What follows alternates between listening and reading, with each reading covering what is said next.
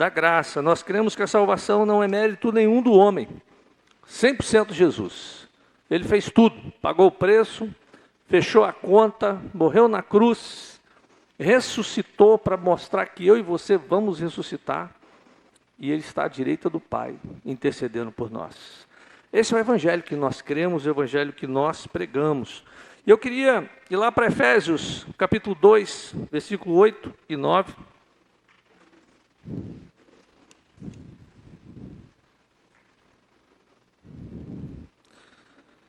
Diz assim a palavra: pois vocês são salvos pela graça, por meio da fé. E isso não vem de vocês, é dom de Deus, não por obras, para que ninguém se glorie. Queridos, o caminho da restauração completa é através do sangue de Jesus. Nós vamos celebrar a ceia nessa noite. Jesus, ele se esvaziou da sua glória, e ele esvaziou também do seu sangue. Nós vamos ver isso nessa noite. Jesus, ele verteu todo o seu sangue para que eu e você pudéssemos ter vida e vida em abundância. E quando nós estamos falando, de um assunto tão importante, que é a salvação, e quando nós entendemos, os sinais de uma vida governada pelo favor de Deus, porque uma coisa é você aceitar Jesus e outra coisa e viver debaixo da lei. Porque tem muita igreja que prega a lei. Olha, é salvo pela graça, mas você tem que fazer isso, fazer aquilo outro. E aí a salvação não fica 100% em Jesus. Há um mérito humano e não há mérito nenhum no homem. As nossas obras são trapos de imundícia. Você pode ser o melhor dizimista, o melhor ofertante, o melhor pregador, você pode ser qualquer coisa, mas nada disso influencia na sua salvação. Porque a salvação não é um ato seu, é um ato de Jesus. Você entende isso? Nós vamos falar um pouco sobre isso, você vai entender. E nessa noite eu quero falar um pouco para você entender os princípios. E esses princípios, eles dirigem os nossos destinos, E se você vive debaixo da lei, ou seja, você vive debaixo do merecimento, e quando nós trabalhamos assim, nós achamos, olha, eu mereço, então Deus vai me dar. E quando não acontece, nós ficamos chateados, Uma vez uma pessoa estava com a gente no monte, e ele estava chateado e falando: pastor, 21 dias de monte, nada aconteceu. Eu falei: mas eu fiz a minha parte. Eu falei assim: mas não é assim que funciona, você não faz sua parte, já foi feito, Jesus fez. Então, indo para o monte, não estou dizendo que não deve ir não, mas isso não vai influenciar na graça salvadora de Cristo Jesus das nossas vidas. E queridos, gera medo. Eu confesso que quando eu era criança, eu tinha um medo de perder a salvação. Tinha um medo de não ter colocado os pecados todos diante do Senhor e morrer e ir para o inferno. Eu acreditava que Deus estava com um pedaço de um pau grande, e se eu errasse, eu ia apanhar. Foi muito tempo, até que eu entendi o que é graça, o que é salvação, o que Jesus faz por nós. O merecimento, ele é o pai de todos os pecados, atrai a maldição da insuficiência. Agora, quando nós falamos de graça, é um favor. Graça é favor. Você não faz porque a outra pessoa merece. É aquela esposa que diz para o marido o seguinte: não vou fazer a comida para você, porque você não fez isso e aquilo outro. Essa mulher não trabalha com graça. É aquele marido que diz o seguinte: não vou comprar um presente para minha esposa, levar rosas, porque ela não fez o almoço. Isso aí é o quê? É lei, é obra. Agora a graça o marido não vale nada, e a mulher vai lá e prepara um jantar delicioso para ele. Amém, irmãos? Isso é graça. Ele não merece, mas ela dá. Ele não merece o perdão, ela não merece o perdão, mas é dado livremente. Isso é graça. E queridos, a graça, ela é baseada no favor imerecido e no amor incondicional. Olha, a graça gera gratidão. Ultimamente, as minhas orações, eu praticamente não estou pedindo nada para Deus, só agradecendo. Porque quando eu começo a agradecer, Deus começa a trabalhar para mim. É interessante. E Jesus, ele ensina esse princípio. Quando Jesus estava diante de uma grande multidão faminta, aqueles homens, eles queriam comer, já tinham ouvido Jesus pregar, e Jesus pregou muito tempo. E aquela multidão estava ali, e Jesus tinha 5 pães e 2 peixinhos. A atitude de Jesus não foi de reclamar, porque os discípulos já tinham dito, nem se nós tivéssemos muitos denários, daria para alimentar. Aí Jesus, ele pega o pouco, ele apresenta ao Pai e agradece. E quando ele termina a gratidão, o pouco virou muito. Coisa maravilhosa, né? Deve ter sido um peixe tipo maná, né? Um pão igual maná. A graça gera gratidão, aceitação e paz. Queridos, é um convite, né, que nós temos para receber o que Cristo conquistou. Não o que você trabalhou para ter, mas foi o que Jesus conquistou na cruz.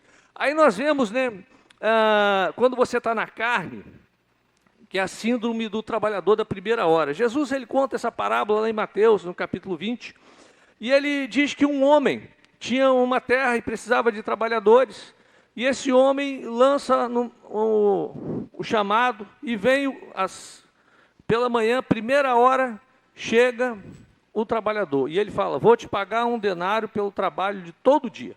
E aquele homem começa a trabalhar. 2 horas depois chega outro homem, e ele diz, vou te pagar 1 denário pelo seu trabalho. E assim foi, e 1 hora antes de terminar o trabalho, chega um trabalhador. E o homem diz, vou te pagar 1 denário pelo seu trabalho. A justiça diz que aquele que trabalhou 12 denários deveria receber mais, não é? Não é assim que nós faríamos? 12 horas, deveria receber mais. Mas a graça não. Esse homem, ele que chegou por último, e o último recebeu o primeiro pagamento, foi o último. O último chega e ele entrega o dinheiro, 1 denário. Aí eu fico imaginando o coração dos outros, né? Poxa, se ele trabalhou 1 hora, ganhou 1 denário, nossa mãe, vou sair daqui hoje cheio de dinheiro. Mas ele foi pagando 1 denário para todo mundo. Até aquele que chegou na primeira hora recebeu 1 denário. E o que acontece? Aí vem a murmuração, né? Começa a reclamação, é o olho mau, né? Não suporta a bondade de Deus para com o outro. Quem vive pelo merecimento se ofende com a graça alheia. Aí o que acontece? Começaram a reclamar. E aquele senhor disse o seguinte, olha, o dinheiro é meu, eu é que dou a recompensa para quem eu quero e como eu quero. Porque a graça é isso, é um favor imerecido. Porque, queridos, Deus, ele não quer fazer justiça, porque se ele fosse fazer justiça, todos nós mereceríamos a morte. Ninguém seria digno da salvação. Ele quer te dar o favor, ou seja, a salvação unicamente por ele.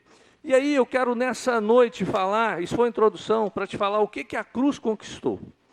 Porque quando nós participamos da ceia, muitas das vezes nós não entendemos o que está por trás da ceia. Nós não entendemos o que está acontecendo. Virou um rito, né? Todo domingo, primeiro domingo a gente participa do pão, do vinho, e a gente acha que isso é o suficiente, mas tem que haver entendimento do que Jesus ele fez e o que ele passou ali na cruz e o porquê ele passou em cada etapa até chegar à cruz. Hebreus 9, versículo 22, diz assim, de fato, segundo a lei, quase todas as coisas são purificadas com sangue, e sem derramamento de sangue não há perdão.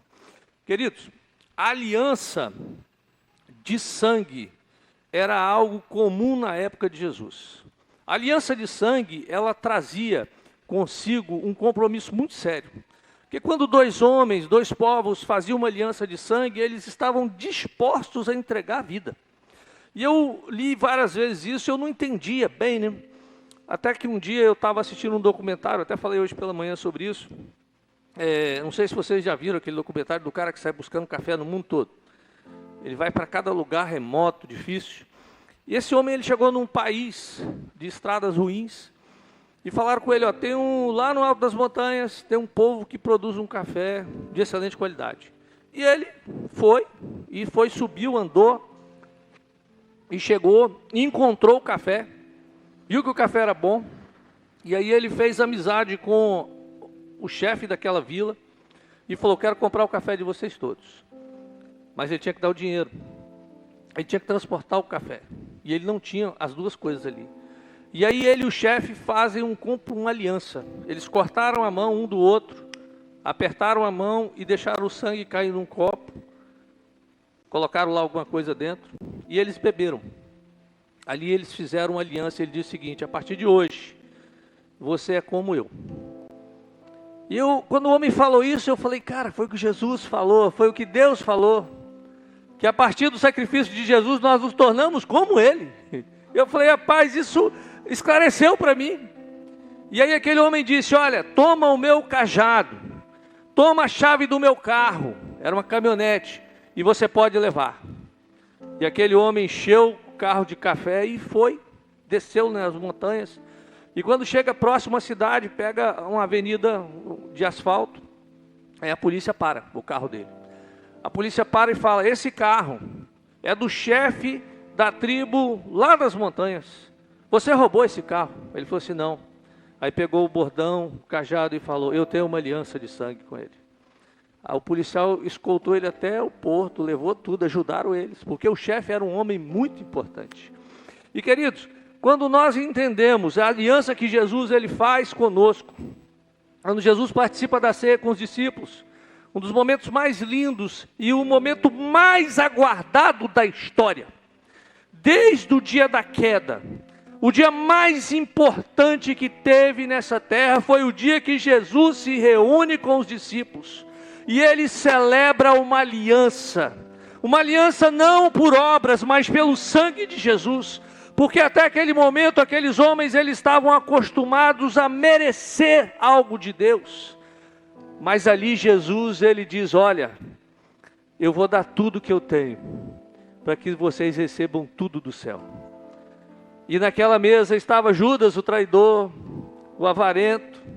Ali estava Pedro, aquele que negaria Jesus, que trairia Jesus. Ali estavam homens sem fé, homens que, se nós olhássemos para ele, nós falaríamos: gente, esses homens andaram com Jesus, homens que não eram dignos, mas Jesus os tornou dignos.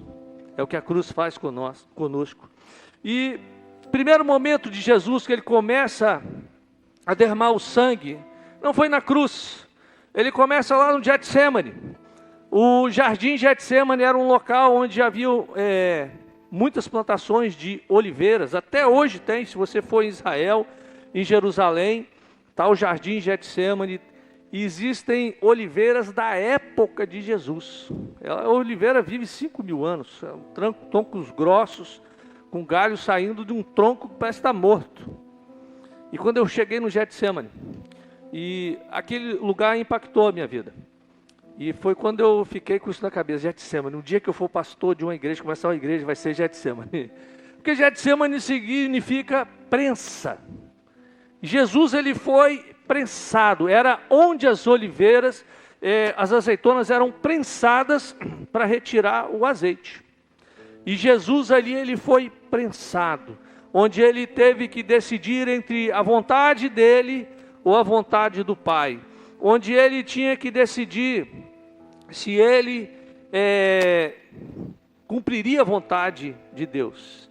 Queridos, Jesus ali, ele se sentiu só, abandonado, rejeitado, traído. Já se sentiu assim? E Jesus a pressão foi tão grande, a Bíblia diz que em determinado momento, Mateus 26, 44, Jesus ele está orando, ele está angustiado, e ele busca os seus discípulos, eles estavam dormindo. Jesus estava sozinho, não tinha mais ninguém com ele. E até o Pai o abandonou. Porque ele pergunta: Pai, se possível, passa de mim esse cálice. Porque Jesus sabia o peso que seria levar o pecado de toda a humanidade. Porque não era somente a cruz. Porque, gente, o sofrimento passa, mas o peso dos pecados passados, presentes e futuros, Jesus ele recebe todos os nossos pecados. E queridos, quando Jesus, ele sofre essa dor de rejeição, de abandono, de solidão. Ali ele conquista através do suor de sangue. Ele conquista para mim e para você que toda tristeza e depressão pode ser curada em nome de Jesus. Gente, quando a gente começa a entender o Evangelho, esses dias eu estava ouvindo um pregador e ele falou uma frase interessante. Ele falou o seguinte: olha, o dia que eu entendi o que é o Espírito Santo, que é a presença de Deus, morando dentro da minha vida, eu um homem fraco, pecador, mas quando eu tenho o Espírito de Deus dentro de mim, a minha vida se transforma. E ele falou: o Espírito Santo de Deus traz cura, traz saúde, traz libertação. Queridos, e muitas das vezes nós estamos cheios do Espírito Santo, mas nós não tomamos posse daquilo que Jesus conquistou na cruz. O Espírito Santo está dentro de nós, mas nós não usamos aquilo que Ele tem para nós. Aí vivemos uma vida regular, cheio de doença, cheio de enfermidade. Porque todo dia eu e você nós temos que declarar: o sangue de Jesus me curou. Como logo depois Jesus foi preso, a Bíblia diz que ele recebeu 39 chibatadas. Ele foi chicoteado pelo flagelo romano, que era um chicote com 3 tiras de couro e na ponta tinha ganchos. 39 chibatadas. Que coisa, né? Jesus recebeu 39. Ali o sangue de Jesus verteu. Sabe por quê? Porque a Bíblia diz, lá em Isaías 53, que pelas suas pisaduras nós fomos sarados. E interessante que a ciência diz, né, que existem 39 doenças raiz. Por exemplo, o câncer é uma doença raiz. São 39 doenças, e o câncer se manifesta de várias formas, né? Mas a raiz é uma. Segundo a ciência, são 39. Jesus recebeu uma chibatada para cada uma das nossas doenças. Pastor, como é que eu conquisto isso? Declare a cura sobre a sua vida. Se declare curado na sua mente, nas suas emoções. Declare a cura sobre a sua vida. Receba os benefícios da cruz de Cristo. Mas, queridos, não foi só isso. A Bíblia diz que Jesus ele recebe uma coroa de espinhos. A coroa de espinhos, todo rei tem uma coroa, né? De ouro, de brilhantes. Jesus recebeu a coroa da maldição, foi a coroa de espinho. Porque o dia que o homem pecou, a terra se tornou maldita. E Jesus ele recebe a maldição para que eu e você pudéssemos receber uma terra bendita. Jesus ele recebe a coroa de espinho para que eu e você nos tornássemos reis e sacerdotes. Coisa fantástica, né? Nós somos uma geração de reis e sacerdotes. É o que a Bíblia diz. Está lá em Apocalipse. Ele morreu, ele recebeu, para que onde havia espinhos, agora há o favor de Deus. Onde havia dor, agora há a glória do Senhor. Você está entendendo isso, gente? Eu preguei isso uma vez na igreja em Rondônia, e até as cadeiras estavam pulando. Eu falei, cara, pastor Rogério era lá da igreja, lá em Porto, igreja do Porto. E quando eu comecei a falar do sangue de Jesus, até as cadeiras pularam. Foi um negócio assim de doido. Aí às vezes você está falando, não, o sangue de Jesus tem poder. Aí você fica, é mesmo, né? Tem poder. Tem que tomar posse daquilo que ele conquistou na cruz. E logo depois, Jesus, ele é esbofeteado. A barba de Jesus é arrancada, ou seja, é na face que está a honra, que está a autoimagem. Jesus, ele recebe uma afronta moral e ele suporta por nós. Coisa, né? E ele mesmo diz, né? Se alguém bater num lado, oferece a outra face. Porque para um árabe, para um dos moradores daquela região, o tapa na cara é uma das maiores afrontas que pode haver. Você bater na face de uma pessoa é uma afronta imperdoável. E Jesus disse que se bater na sua cara, você vira outra. E Jesus ele recebe essa afronta para que ele suporte por nós a vergonha, para que nós fôssemos aceitos como filhos honrados. eu e você, nós nos tornamos filhos honrados de Deus. Que a palavra diz que a todos quanto recebeu, deu-lhes o poder de serem feitos filhos de Deus. Coisa fantástica, né? Quando você entende a sua posição, quando você começa a orar, a oração é diferente. A oração do filho é diferente da oração do amigo. O amigo chega todo lá, não sei o quê, estou precisando disso. O filho chega, pai, igual o gato miando, né?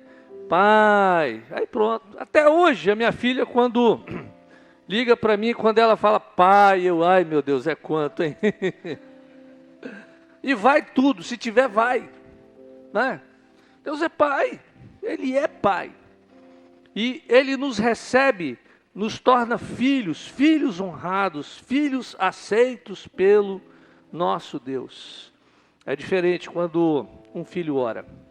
Quando um filho ora, ele sabe que Jesus, ele abriu um novo caminho até a sala do trono. Queridos, na época de Jesus, a sala do trono era destinada àqueles que seriam favorecidos pelo rei. Quando a pessoa entrava na sala do trono, ela entrava porque era digna de estar diante do rei, e ela entrava na sala do trono, e o que ela pedisse, o rei iria conceder. E Jesus, a Bíblia diz que ele criou um novo caminho através do seu sangue até a sala do trono. Então, quando eu e você, nós entramos em oração, no nome de Jesus, a sala do trono é aberta para nós. E aí nós podemos pedir o favor do rei. Aí você vai orar e fala, mas eu não mereço. Mas Jesus disse, eu que abri o caminho. Não é você que merece, eu abri para você. Para que você possa pedir, orar e acreditar. E queridos, a nossa vida tem que ser transformada pela fé. Nós temos que crer naquilo que a palavra diz.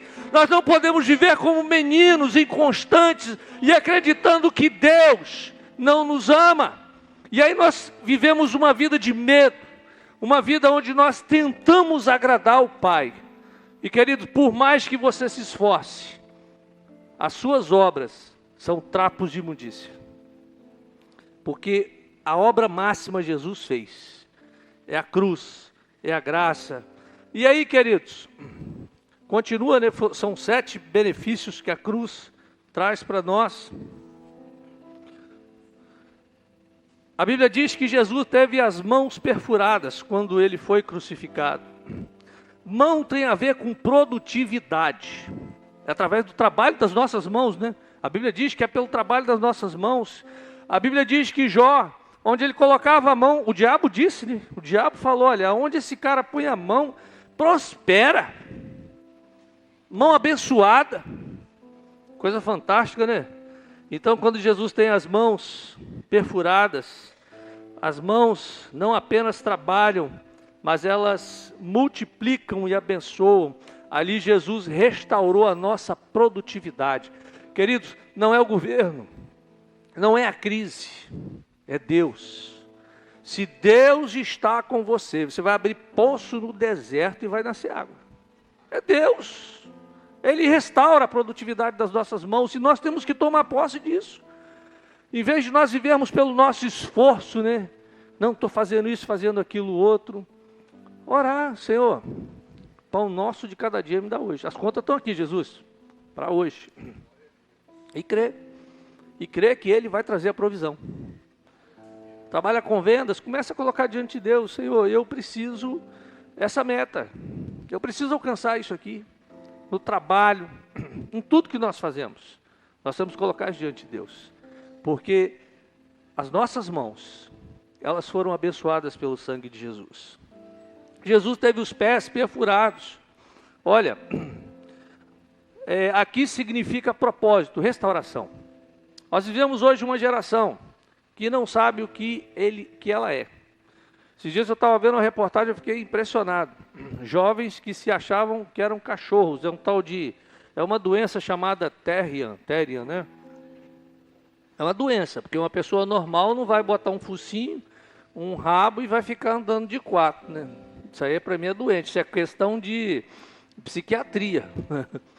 E queridos, aquele monte de jovem, E parece que teve uma que entrou dentro do canil, os cachorros deram uma surra nela que o negócio pegou. Vivemos hoje uma geração que não tem propósito, que não sabe para onde vai. E se você não sabe para onde vai, você já está perdido antes de sair. Nós vamos tomar cuidado com isso. E Jesus restaura o nosso propósito. Olha, nós dominamos o lugar que nós pisamos. A planta dos nossos pés, elas passam a ter autoridade, elas passam a ter poder. Nós pisamos e nós declaramos, pelo sangue de Jesus, essa terra vai ser conquistada pelo nome de Jesus. E o último momento, onde Jesus ele derrama o seu sangue, é quando Jesus já estava praticamente já sem sangue. O soldado traspassa a lança e a última gota de sangue sai do coração de Jesus. O coração dele explodiu para que as nossas emoções e os nossos traumas fossem sarados. Querido, só Jesus pode tratar as nossas emoções feridas. Aquele abuso, o medo, só Jesus pode tratar. A psicologia não vai tratar, a psicanálise não vai tratar. O psicanalista, ele vai te ouvir, ele vai gostar de você, ele vai achar o ato falho e vai devolver para você o problema. Porque ele precisa que você volte na próxima sessão, porque ele tem que trocar de carro, né? Agora, quando você chega para Jesus e apresenta seus problemas, a Bíblia diz que nós lançamos sobre ele toda a nossa ansiedade, porque ele tem cuidado de nós. Nós lançamos sobre ele. Ele não devolve, ele leva, porque ele levou tudo na cruz, ele levou todas as nossas preocupações, todos os nossos medos, ele levou na cruz do Calvário, para que eu e você tivéssemos vida e vida em abundância. E queridos, nós vivemos uma geração de muitas feridas. Por isso eu e você nós temos que declarar que o sangue de Jesus pode limpar todas as feridas da nossa alma, todos os nossos traumas, todos os nossos medos.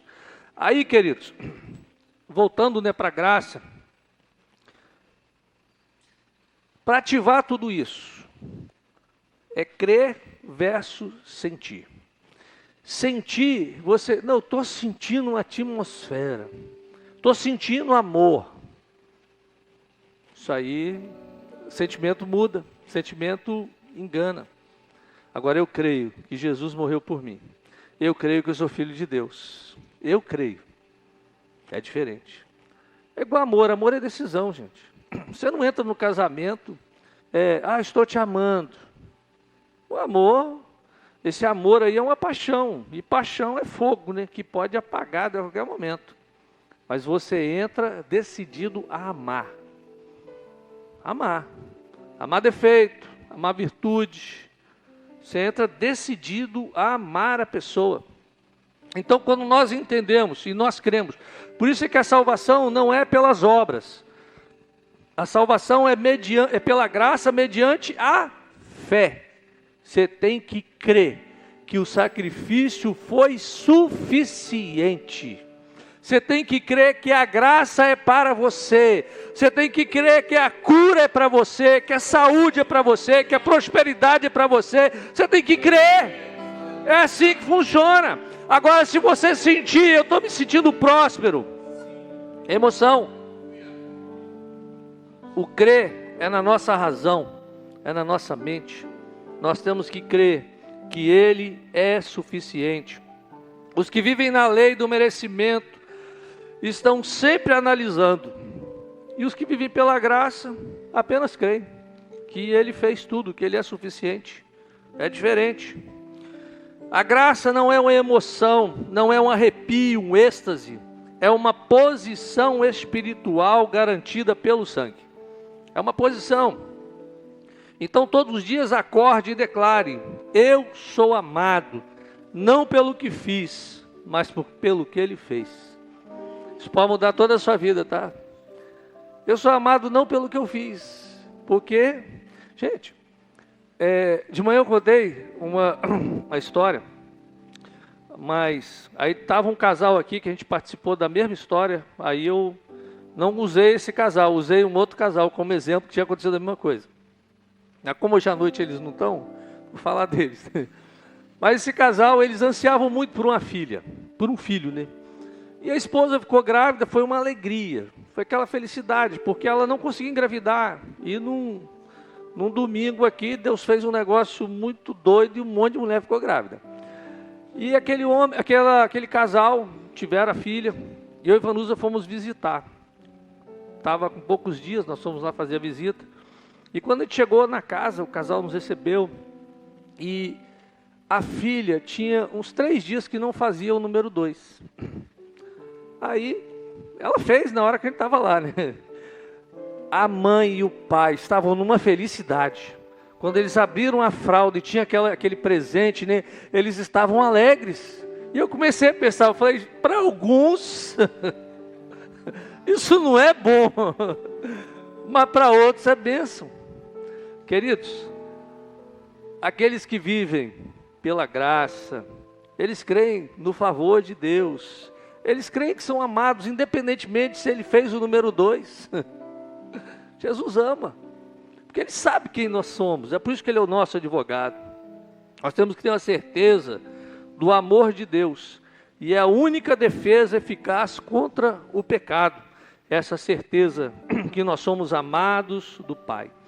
Isso implica em algo extremamente importante. Olha, Jesus ele conta a história de um homem que tinha uma dívida, era praticamente impagável, mais ou menos 20 bilhões, e esse homem ele não tinha como pagar.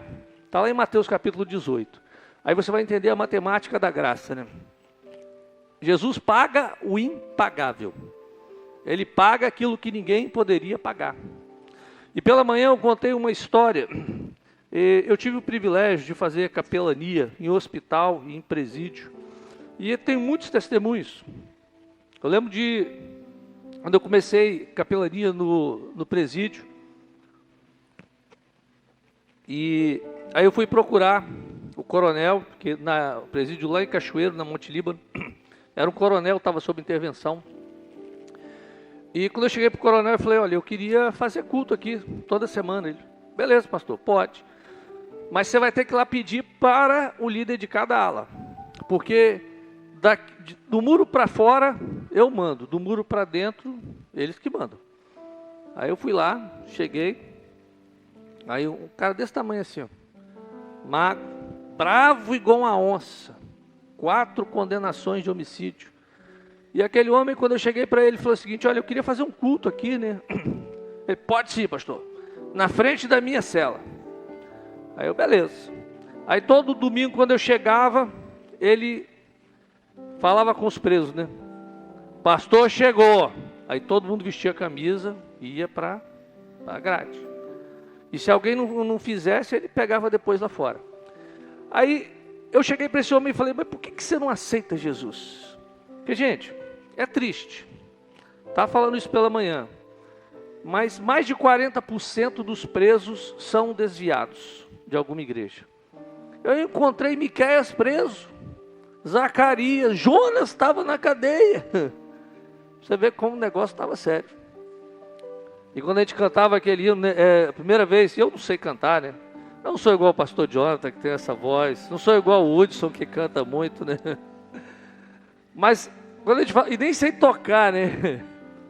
Aí quando a gente ia fazer o louvor, aí que nós vamos cantar? Era Ó Cão Cego Eu Andei. Nossa, mas isso era um coral, era um coral cantando. Eu ficava preocupado, gente, esse povo todo se desviou do Evangelho. Se desviou em determinado momento. Mas esse homem, um dia eu chego na cadeia, e ele está, a primeira coisa que ele falou quando me viu foi, falou, pastor, eu quero aceitar Jesus. E aquele homem, ele confessou Jesus como Senhor. Porque antes, até então, ele não aceitava Jesus, porque toda noite ele usava droga para dormir. Porque ele ouvia a voz das pessoas que ele matou.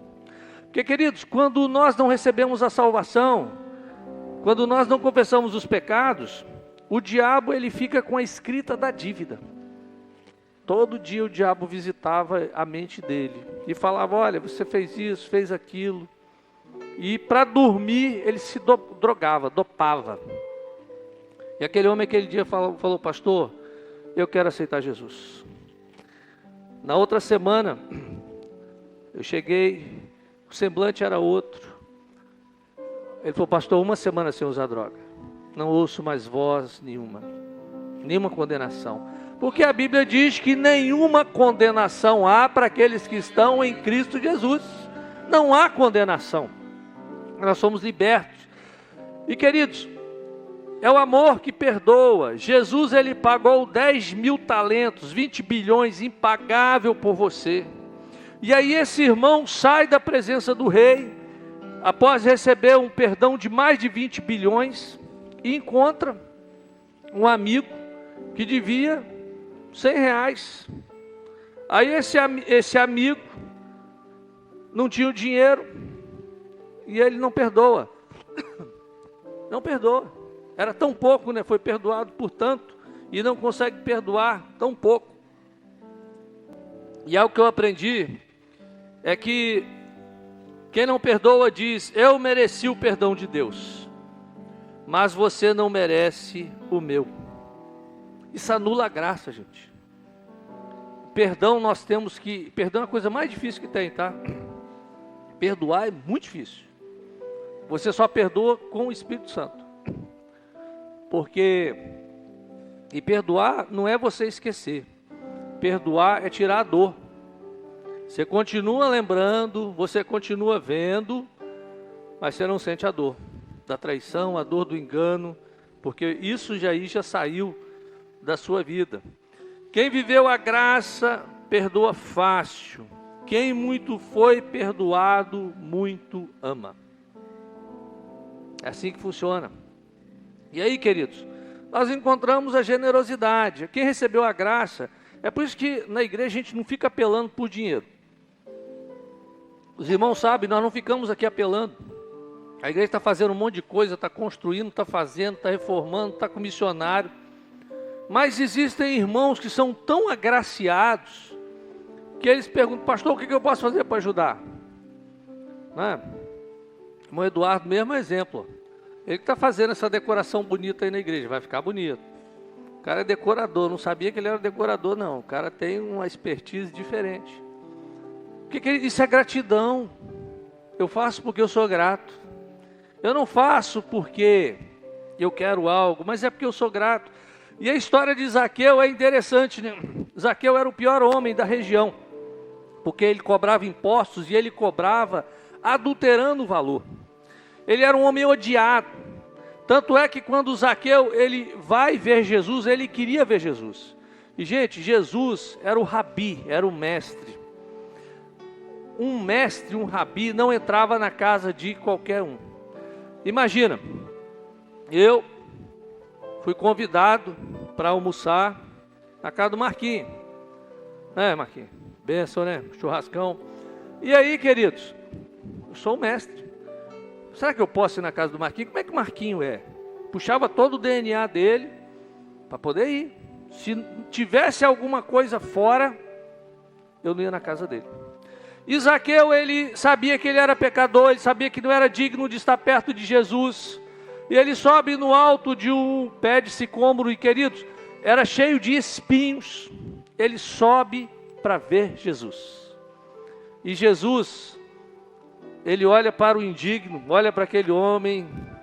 E interessante que Jesus chega e fala: Zaqueu, hoje eu quero comer na sua casa. Gente, coisa incrível. Todo mundo ficou assustado. Jesus vai na casa desse homem? Jesus se assenta com pecadores? Jesus come na mesa do pecador? E todo mundo pensou o seguinte: Jesus vai dar uma dura nele.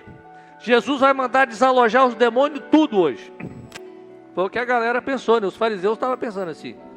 E Jesus senta na mesa. E Zaqueu preparou aquele churrasco. E daqui a pouco corta a picanha assim, com 2 dedos de gordura, cai no prato de Jesus. Aí Jesus: me dá a maminha também. Aí Zaqueu ali, preocupado, né, Zaqueu? Jesus, eu estou roubando o povo. Jesus, me dá mais tempero aqui. Mas Jesus, eu vou devolver tudo, tá? Eu vou dar aos pobres metade dos meus bens. Jesus, tem alguma coisa para beber? Jesus não joga na cara o pecado. Porque Jesus é a graça. Porque Ele se fez o pecado por nós. Ele recebeu o pecado no nosso lugar. Por isso Ele não condena. A lei gera avareza, medo de faltar. A graça gera transbordamento, certeza do favor.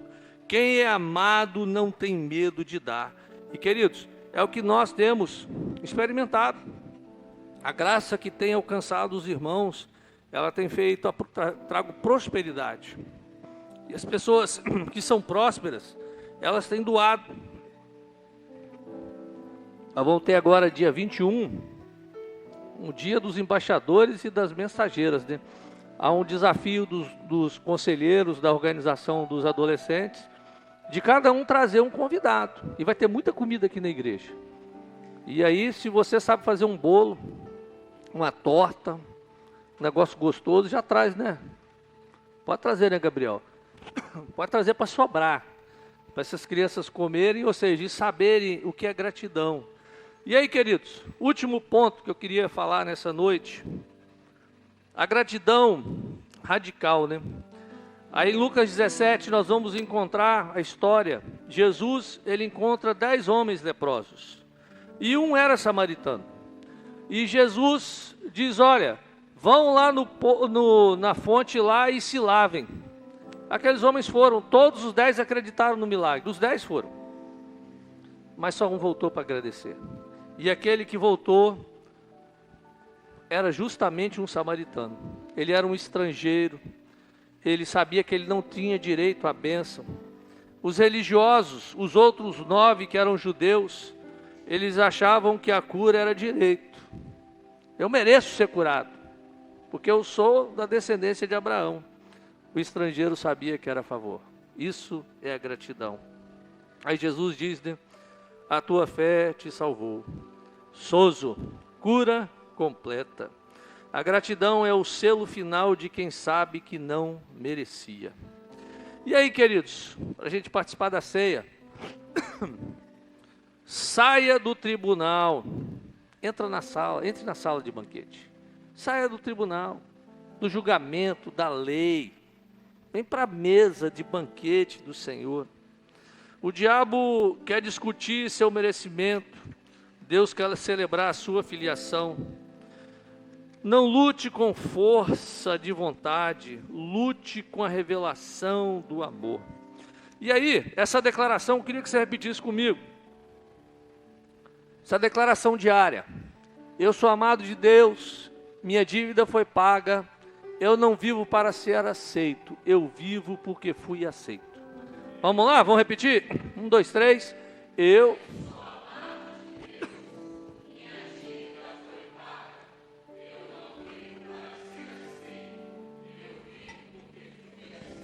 Gente, eu não senti firmeza na vocês falando não, tá? Não, Deus, amor de Deus. Rapaz, cadê aquela coragem? Pastor, tipo pastor Davis, vamos lá, pastor Davis. Eu tenho que ter aquela força, né? Vamos lá, 1, 2, 3 e... Eu sou amado de Deus, minha dívida foi paga, eu não vivo para ser aceito, eu vivo porque fui aceito. Glória a Deus. É isso é graça. Isso é ceia, é o que nós vamos celebrar nessa noite. A ceia não é porque você merece, não é porque você é mais bonito, não é porque você é da igreja. A ceia é porque Jesus morreu na cruz por mim e por você. Ele se tornou pecado para que eu e você recebêssemos a graça abundante e transbordante.